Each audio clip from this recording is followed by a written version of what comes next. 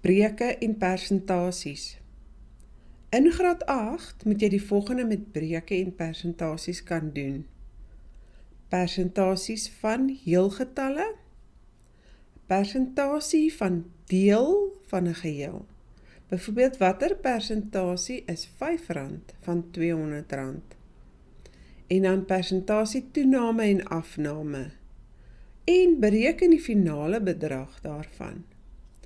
Toename en afname is reeds hersien onder die finansiële wiskunde afdeling, as jy dit weer wil deurwerk.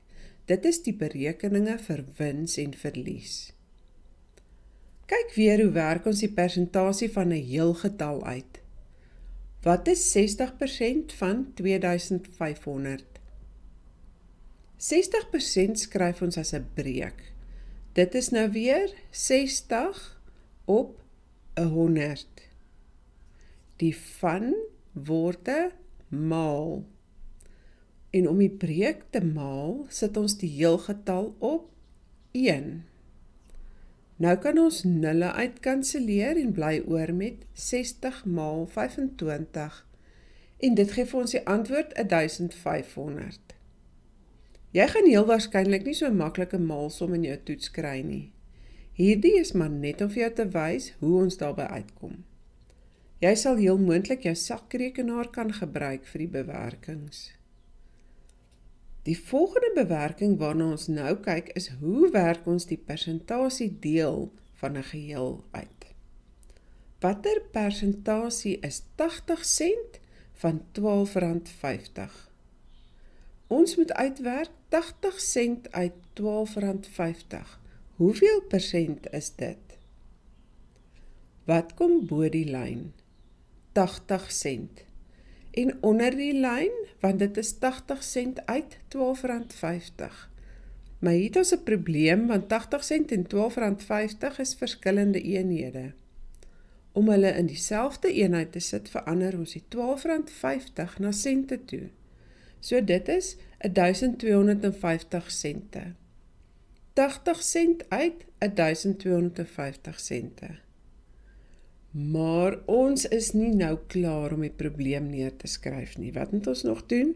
Ons moet die persentasie uitwerk. En wat is persentasie? Ons maal met 100 op 1. Reg, nou is jou som neergeskryf en ons kan net die berekeninge doen.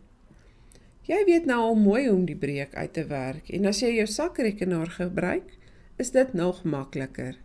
Maak net seker jy mag. Die antwoord is 6.4%.